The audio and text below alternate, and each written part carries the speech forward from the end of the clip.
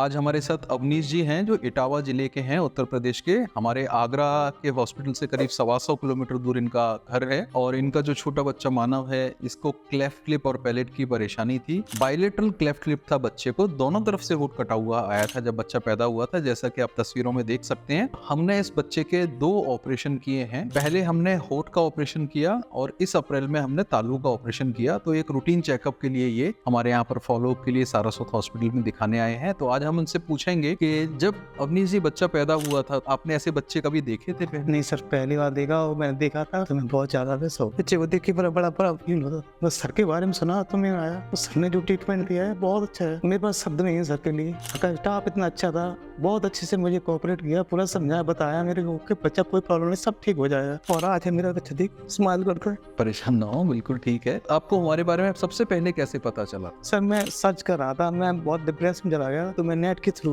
का ऐड देखा, वीडियोस देखे आपके जी, जी। तो फिर मैंने आपको कांटेक्ट किया। तो मैम बताई, फिर विजिट करने आया फर्स्ट टाइम आपसे, और स्टाफ ने बहुत अच्छे से मुझे बहुत समझाया। बच्चे हमारा देखते थे तो मुझे बहुत गिल्टी फील होता था, बहुत ज्यादा लगता था कि कैसे हो पाएगा, मगर सर की कृपा से मेरा बच्चा बहुत स्माइल करता है। नहीं, इसमें तो स्माइल ट्रेन जो संस्था है उनका बहुत बड़ा सहयोग है। सभी साधन वही उपलब्ध कराते हैं जिसकी वजह से हम ये सर्जरीज कर पाते हैं सभी मरीजों के लिए। जो आपके परिवार में या घर में जो भी बच्चे को पहले देखा था और सर्जरी के बाद देखा, तो हमारे दर्शकों को थोड़ा सा बताएं कि आपको कैसा लगा था उस समय। कोई विश्वास नहीं करता कि ऐसा होना पॉसिबल। सर के पास जब मैं पहली बार बच्चे को दिखाया, उसके बाद मैंने जब बच्चे को ट्रीटमेंट हुआ, उसके बाद मैंने फर्स्ट टाइम देखा, मुझे विश्वास नहीं हुआ सर ने इतना बड़ा ऑपरेशन बहुत अच्छे तरीके से, मेरे बच्चे को फील भी नहीं हुआ कभी भी। और आज देख लीजिए आपके सामने बच्चा हमारा कितना स्माइल, पता भी नहीं चलता है, बहुत नॉर्मल हो गया बिल्कुल। परिवार में सबका क्या प्रक्रिया है या आसपास?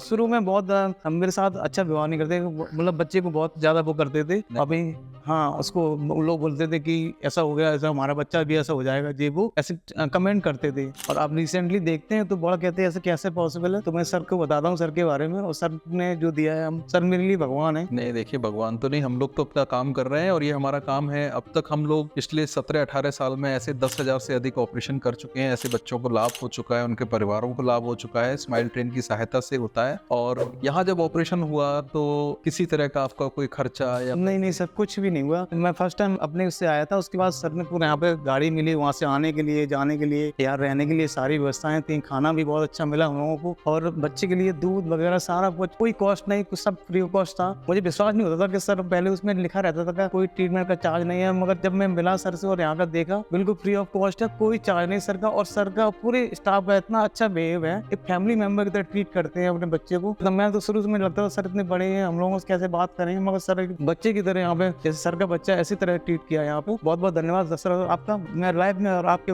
गुजार रहूंगा सर। नहीं, बिल्कुल। तो सभी जो दर्शक या जिनके भी ऐसे बच्चे हैं, अनफॉर्चुनेटली अगर होते हैं, जी, कई बार बहुत हताश हो जाते हैं लोग। बहुत सर, कई बच्चों का जन्म से पहले अल्ट्रासाउंड पे पता लगता है तो वो सोचते हैं हमें बच्चे को रखना चाहिए कि नहीं रखना चाहिए। तो बिल्कुल नॉर्मली ठीक होने वाली परेशानी है। ऐसे लोगों को आप कुछ मैसेज देना चाहेंगे? मैं लोगों से यही रिक्वेस्ट करूंगा, आप लोग बिल्कुल हॉपलेस ना हो और सर के हॉस्पिटल में एक बार संपर्क करें। आपके मन में जो डाउट है वो सारे क्लियर हो जाएंगे। आप विश्वास नहीं कर सकते हैं कि जो आज की टेक्नोलॉजी में सर के पास जो चीजें हैं, उन्होंने एक इतना अच्छा दिया, आप समझ नहीं सकते। आप लोग घबराइएगा, सर से एक बार जरूर विजिट करिए, एक बार बात करिए सर से, और जो प्रॉब्लम है आपके, आपको पता भी नहीं चलेगा कब सॉल्व हो गई। तो ये एक महत्वपूर्ण संदेश है उन सभी भाइयों बहनों के लिए जिनके घर में, परिवार में, आस पड़ोस में या नाते रिश्तेदारों में, दोस्तों में इस तरह के बच्चे हैं या जिनको ऐसी परेशानी हुई है। और सडनली जब बच्चा होता है, फर्स्ट टाइम देखते हैं आफ्टर द बर्थ, और अगर पहले से नहीं पता है अल्ट्रासाउंड में, तो वो कभी कभी बहुत शॉकिंग हो जाता है। तो बिल्कुल जैसा कि वही मैं हुआ था, 1 महीने तक हम लोग इतने डिप्रेस हो गए, इतने घबरा गए कि अब कैसे होगा, क्या होगा। हम लोग घर तक खाना भी तक हम लोग खाए पाए, बच्चे को देखते थे हम लोग, रोना आता था पूरी। मेरी मम्मी तो इतना परेशान होती थी, कुछ बोलती भी नहीं थी बेचारे, क्या फर्स्ट बेबी था हमारा। मगर अब सब कुछ नॉर्मल हो गया, सब लोग बहुत खुश हैं। बच्चे को देखते हैं तो बिलीव नहीं करते कि ऐसा होना पॉसिबल है। इतना अच्छा सर ने ऑपरेशन किया है, आप लोग खुद देख सकते हैं। देखिए कि बिल्कुल बच्चे को लगता भी नहीं है कि ऑपरेशन हुआ है, बिल्कुल। और आप पहले ऑपरेशन से पहले का फेस देखते हो, आप विश्वास नहीं करते ऐसे कैसे हो गया। अब आपकी माता जी अब क्या कहते हैं? सर